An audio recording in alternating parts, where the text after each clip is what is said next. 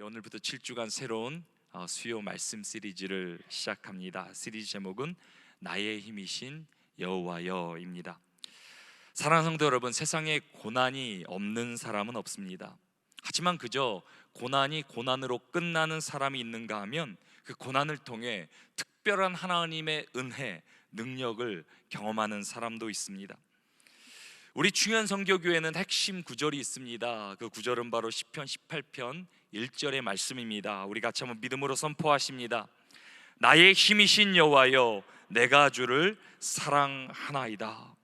우리 충현선교교회 성도들의 정체성이 무엇입니까? 우리는 어떤 고난 가운데서도 나의 힘이신 여호와여, 하나님의 능력을 경험하며 내가 주를 사랑하나이다. 어떤 삶의 환난과 고난이 다가올지라도 주를 사랑하며 찬양하며 예배자로 살아가는 줄 믿으시기 바랍니다. 그래서 오늘은 나의 힘이 되신 여호와여, 그 말씀 시리즈 첫 번째 시간으로 오늘 말씀의 제목은 천만인이 애워쌀지라도 라는 말씀의 제목으로 말씀의 은혜를 나누려고 합니다. 성경 속에 나오는 믿음의 사람들은 모두 고난의 사람들이라고 말해도 과언이 아닙니다. 고난을 통해 믿음이란 것이 자라기 때문입니다. 그래서 신약의 지혜서라고 불리는 야고보서에서는 고난을 믿음의 시련이라, 믿음을 자라게 하고 성장하게 하는 도구라라고 그렇게 우리에게 말해줍니다. 성경은 고난을 통해 믿음의 사람들로 거듭난 사람들의 스토리가 됩니다. 그리고 그 중에 대표적인 한 사람이 바로 다윗이라는 인물입니다. 다윗은 어린 나이에 이스라엘의 왕으로 기름 부음을 받게 됩니다.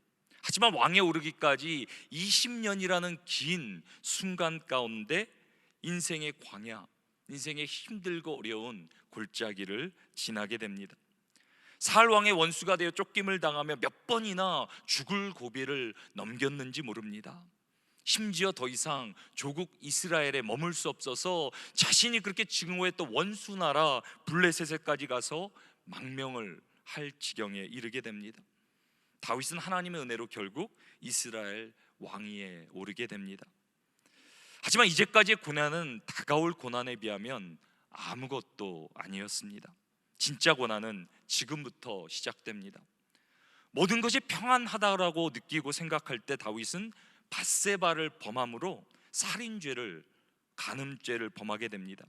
그 결과로 다윗 가정에 엄청난 비극이 몰려오게 됩니다. 다윗과 밧세바 사이에 낳은 첫 아들이 죽게 됩니다. 다윗의 둘째 아들 암논은 이복 누이 동생 다말을 범하게 됩니다. 그 보복으로 다말의 오빠 압살롬은 이복형 암논을 죽이는 끔찍한 사건이 다윗의 가정 가운데 일어나게 됩니다. 자녀들 가운데 죽음이 일어나고 겁탈이 일어나고 살인이 일어나는 것을 아비의 심정으로 보고 있는데, 목격하고 있는데 그 다윗의 심정이 어떻겠습니까? 가슴이 찢어지지 않았겠습니까? 그리고 이 모든 것이 자신이 저지른 죄의 결과라고 생각할 때 다윗이 느꼈던 죄책감은 얼마나 심했겠습니까?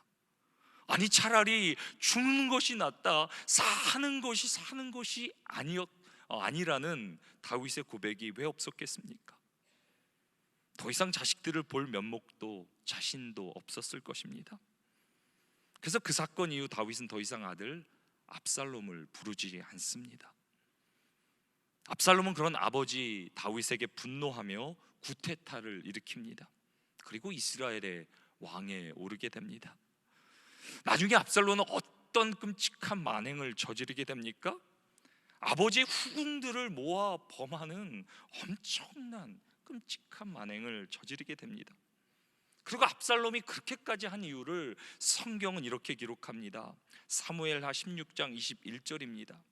아히도벨이 압살롬에게 이르되 왕의 아버지가 남겨두어 왕궁을 지키게 한 후궁들과 더불어 동침하소서, 그리하면 왕께서 왕의 아버지가 미워하는 바 됨을 온 이스라엘이 들으리니.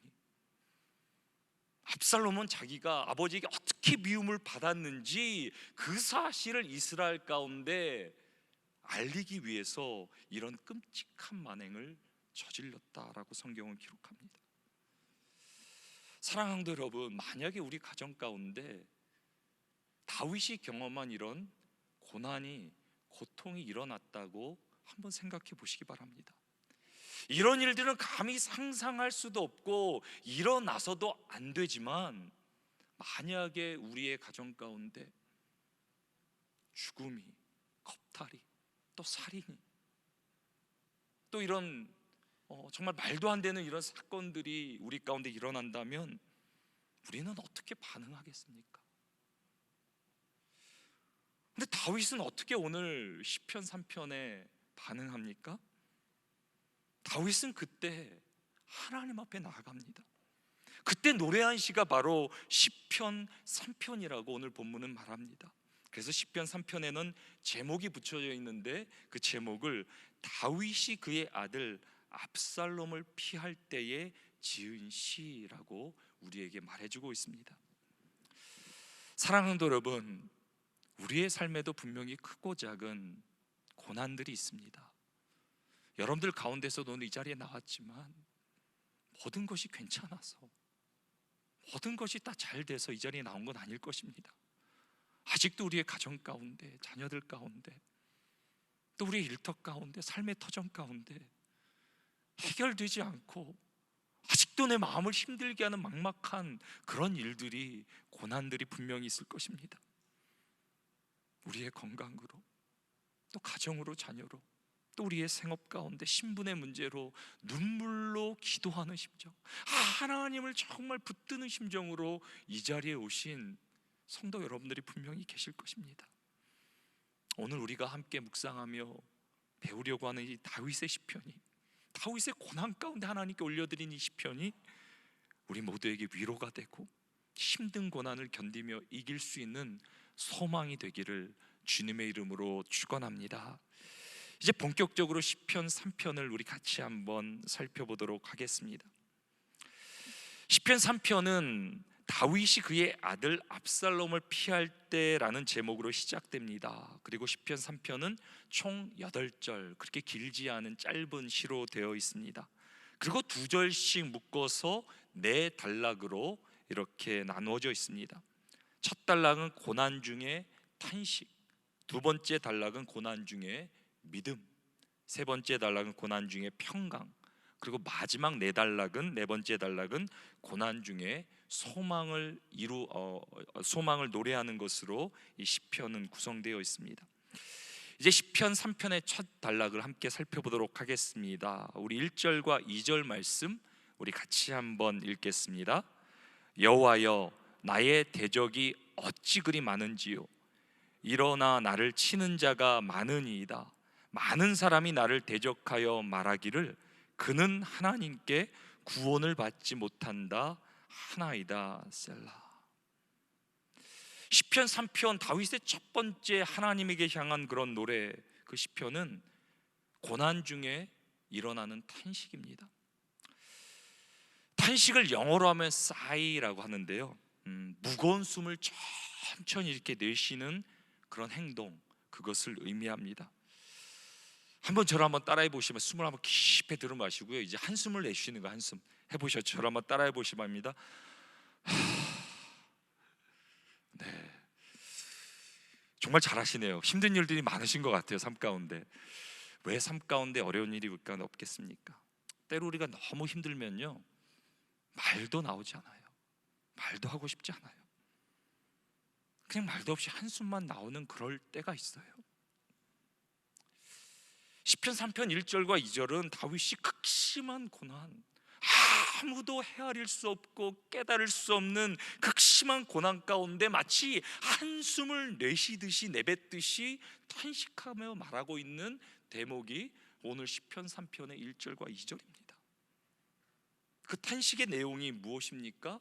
크게 두 가지인데요, 1절에서 다윗은 나의 대적이 어찌 그리 많은지요 라고 고백합니다.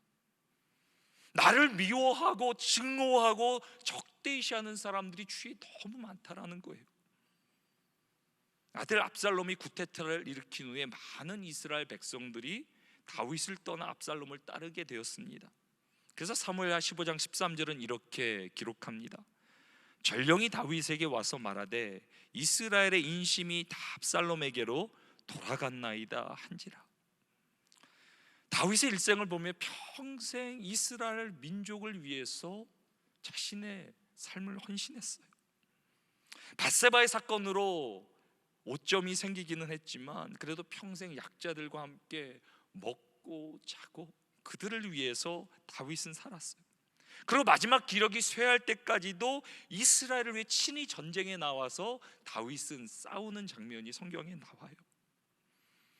그렇게 백성들을 위해 내 인생을 바쳤건만 권력이 바뀌자 한순간 사람들로부터 배신을 경험하게 됩니다. 사람에게 많은 상처와 고통이 있는데 특별히 내가 믿었던 사람들, 나를 따랐던 사람들에게 배신을 당하는 것, 등에 비수가 꽂히는 것, 그것만큼 고통스러운 일이 어디 있습니까? 근데 다른 사람은 그렇다 쳐도 내가 사랑하는 아들에게 배신을 당한다는 것은 정말 힘든 일 아니에요. 내가 사랑하고 키우고 내가 그렇게 정성을 쏟았지만 나중에 그 아들이 내 뒤에서 비수를 꽂는다면 얼마나 그 마음의 상처는 크겠습니까? 다윗이 당시 압살롬을 이길 만한 힘이 없었겠습니까?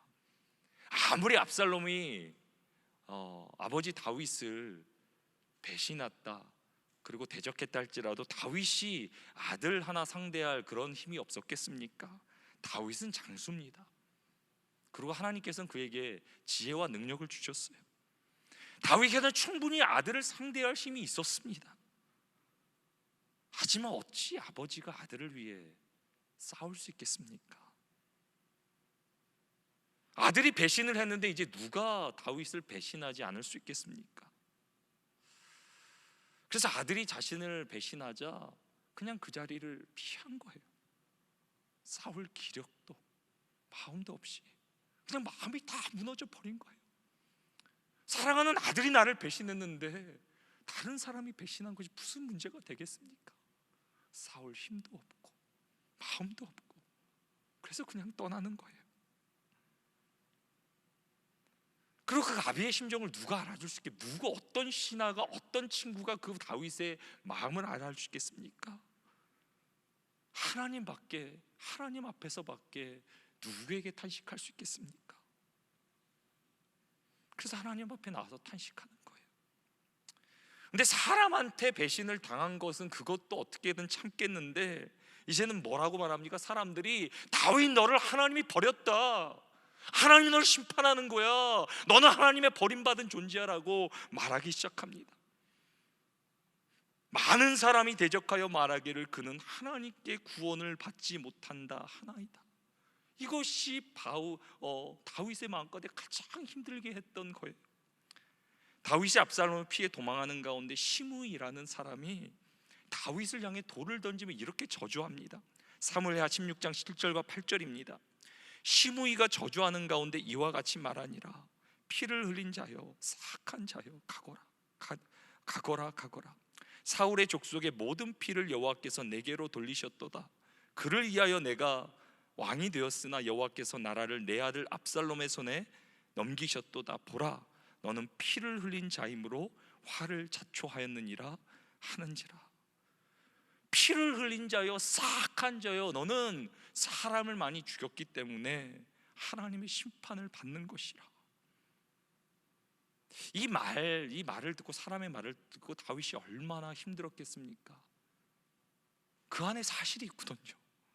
전쟁을 치렀고 나중에 밧세바와 그를 통해서 우리아를 죽이고, 맞지요, 다윗도 범죄했지요, 피를 흘렸죠.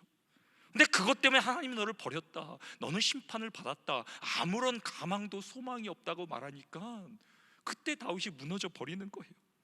아무리 세상에 힘들고 사람에게 배신을 당해도 하나님이 그때도 함께 계시면 그래도 그 고난 견딜 수 있는 것 아닙니까? 하나님까지도 떠나시면, 하나님께도 나를 버리시면 하나님께서 나를 버리셨다고 심판하셨다고 생각하면 내가 누구를 의지할 수 있겠습니까? 정말 하나님이 버리셨다면 그 인생은 끝난 거 아닙니까? 많은 사람들이 다윗에게 하나님이 너를 버렸어, 너는 피를 흘렸고 죄를 졌기 때문에 더 이상 소망이 없고 가망이 없어라고 말한다면 자신도 왜 그렇게 마음 가운데 느끼지 않겠습니까? 그렇지, 나도 죄를 졌지, 사람을 죽였지, 그래서 우리 가족 가운데 이런 비극이 일어나고 나는 이제 더 이상 소망이 없는 것인가? 하나님이 정말 나를 버린 것인가? 왜 다윗 안에 그런 고민이, 번뇌가 없었겠습니까? 그런데 다윗은 그 탄식에 머물지 않아요. 사람들이 자신을 대적하고 하나님이 너를 버렸다라고 말할지라도 다윗의 탄식은 어디로 이어집니까? 오늘 시편 3편에 믿음의 고백으로 이어집니다. 오늘 3절과 4절 같이 한번 우리 읽겠습니다. 3절과 4절입니다. 여호와여, 주는 나의 방패시요 나의 영광이시요 나의 머리를 드시는 자이시니이다. 내가 나의 목소리로 여호와께 부르짖으니 그의 성산에서 응답하시는도다. 셀라. 아멘. 아멘.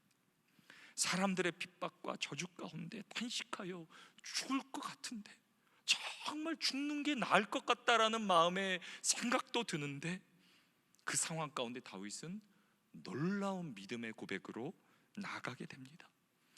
여호와 주는 나의 방패시요, 하나님은 모든 적으로부터 모든 것으로부터 나를 보호하시는 분이십니다. 주는 나의 영광이시요, 영광이란 히브리어로 중하다, 무겁다라는 의미를 가지고 있는데요, 가장 귀중하고 가치 있는 것을 의미합니다. 하나님의 집까지 다윗을 인도하신 선한 목자 되시며 다윗의 전부가 되십니다. 그래서 하나님만이 나의 영광 되십니다, 나의 전부 되십니다라고 고백합니다. 그리고 마지막에 여호와는 나의 머리를 드시는 자이니이다. 하나님은 나를 회복해 주시는 분이십니다. 그것이 이제까지의 다윗의 인생 평생의 고백이었어요. 다윗은 수많은 인생의 골짜기를 경험했습니다. 내가 사망의 음침한 골짜기를 다닐지라도 내가 해를 두려워하지 않는 것은 주께서 나와 함께 하심이라. 어떤 고난 가운데, 어떤 사망의 음침한 골짜기를 다닐지라도 하나님께서 자신과 함께 하셨다는 것을 다윗은 알아요, 믿어요. 그래서 고난 중에서도 반드시 자신을 회복시켜 주실 것이라는 믿음의 고백으로 나아갑니다. 그 사실을 알기에, 그 사실을 믿기에 다윗은 4절에 이렇게 노래할 수 있습니다. 내가 나의 목소리로 여호와께 부르짖으니 그의 성산에서 응답하시리로다. 하나님은 반드시 우리의 기도에 응답하시는 분임을 믿으시기 바랍니다. 아무리 힘들고 어렵고 세상이 뭐라 그래도요, 내가 오늘도 하나님의 이름을 찾으며 그분 앞에 기도로 나아가는 가운데, 오늘 이 수요 찬양 예배 가운데 어떤 상황이 펼쳐질지라도, 내 삶의 상황이 있을지라도 오늘도 하나님 앞에 무릎 꿇고 전심을 다해 기도할 때 하나님께서는 그분의 얼굴을, 그분의 빛을 비춰주시고 우리의 기도에 응답해 주신 줄 믿으시기 바랍니다. 우리의 방패시요 영광이시요 머리를 들리게 할 우리를 회복시킨 하나님께서 오늘 이 밤에도 우리의 기도에 응답해 주십니다. 이제 다윗의 믿음은 무엇으로 연결됩니까? 평강으로 이어집니다. 오늘 본문 5절과 6절 말씀 우리 같이 한번 읽겠습니다. 내가 누워 자고 깨었으니 여호와께서 나를 붙드심이로다. 천만인이 나를 애워싸 진친다 하여도 나는 두려워하지 아니하리로다. 내가 누워 자고 깨었으니 여호와께서 나를 붙드심이로다. 천만인이 나를 애워싸 진친다 하여도 나는 두려워하지 아니하리이다. 놀라운 고백 아닙니까? 다윗이 경험하는 이런 극심한 고난 가운데 어떻게 잠을 청할 수 있습니까? 어떻게 내가 누워 자고 깨었다라고 고백할 수 있습니까? 그런데 그렇게 고백하며 노래하며 찬양할 수 있는 이유, 여호와께서 나를 붙들어 주심이라. 아무리 힘들고 어려워도 죽을 것 같아도 여호와 하나님께 나를 붙들어 주시기에 내가 하늘의 평강을 누리고 내가 누워 자고 깰 수 있다.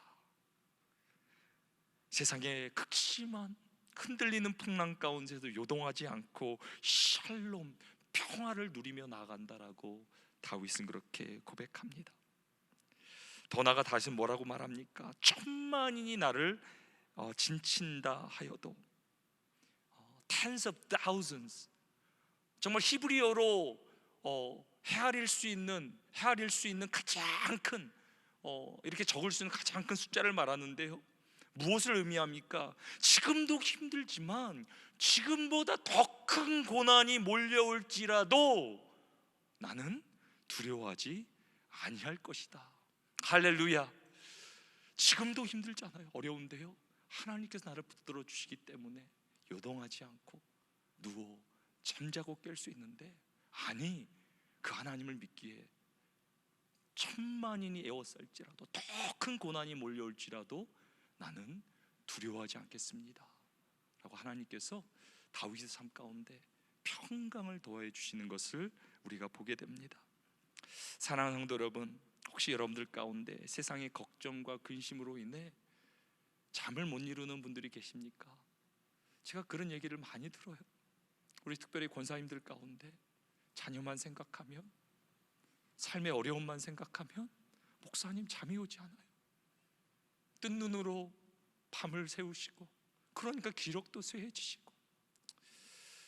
오늘 다윗의 그 삶을 붙들어 주 하나님께서 여러분의 심령을 붙들어 주심으로 하늘의 평강이 임하고 하늘의 놀라운 은혜, 하나님의 안식을 누리게 되기를 주님의 이름으로 축원합니다. 하나님께서 우리가 믿음을 드리는 가운데 세상이 알지 못하는 평강, 또 우리의 삶 가운데 안식을 주신다라는 거예요. 이제 다윗은 믿음과 평강 가운데 미래에 펼쳐질 소망의 그런 노래로 나아갑니다. 오늘 본문 7절과 8절 말씀 우리 같이 한번 읽겠습니다. 여호와여 일어나소서, 나의 하나님이여 나를 구원하소서. 주께서 나의 모든 원수의 뺨을 치시며 악인의 일을 꺾으셨나이다. 구원은 여호와께 있사오니 주의 복을 주의 백성에게 내리소서. 셀라. 아멘. 이제 하나님께서는 다윗은 하나님께 믿음을 드리고 하늘의 평강이 임하고 이제는 미래에 대한 소망으로 노래하며 나아갑니다. 여호와여 일어나소서, 나의 하나님이여 나를 구원하소서. 여기 여호와여 일어나소서라는 그런 문구는 특별한 구약의 그런 이스라엘이 부르짖던 문구인데요, 옛적 모세가 언약궤를 가지고 전쟁에 나갈 때 모세가 선포했던 믿음의 선포예요.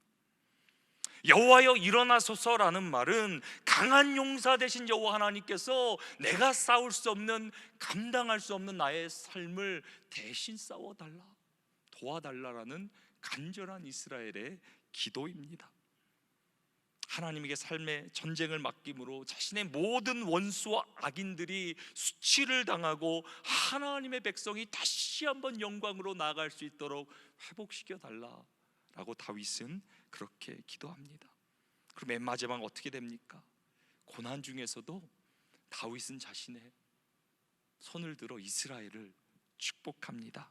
구원은 여호와께 있사오니 주의 복을 주의 백성에게 내리소서. 셀라. 하나님께서 다윗에게 기름 부어주시고 왕으로 세워주셨는데 고난 가운데 삶이 너무 힘들어서 바닥에 무너져 버린 거예요.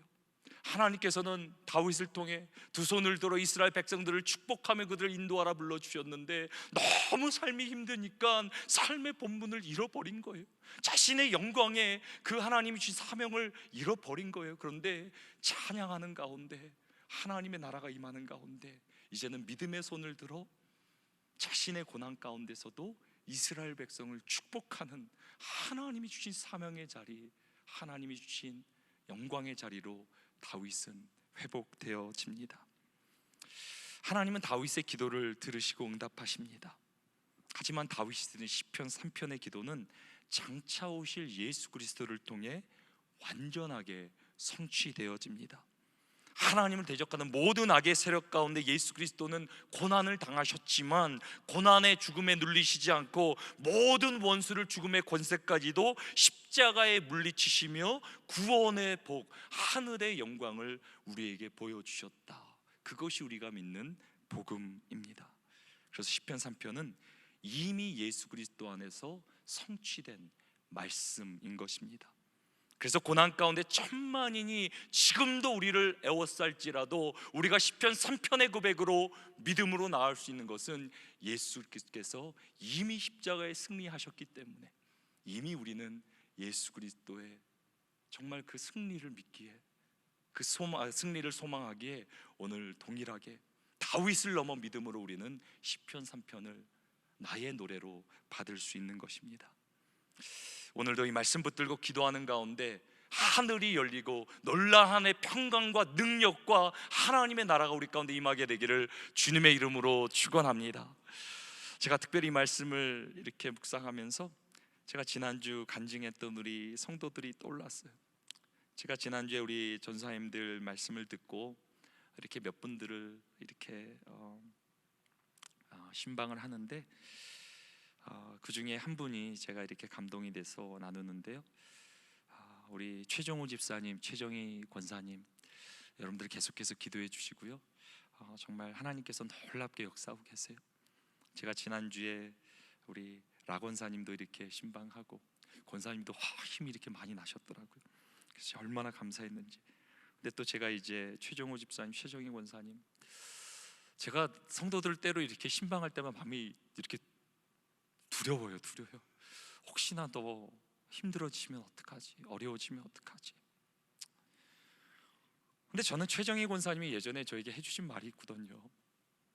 지금 우리 최종호 집사님 병 가운데 투병 지금 이제 뇌출혈로 이렇게 쓰러하지만은 권사님이 저한테 해주신 믿음의 말씀이 있어요.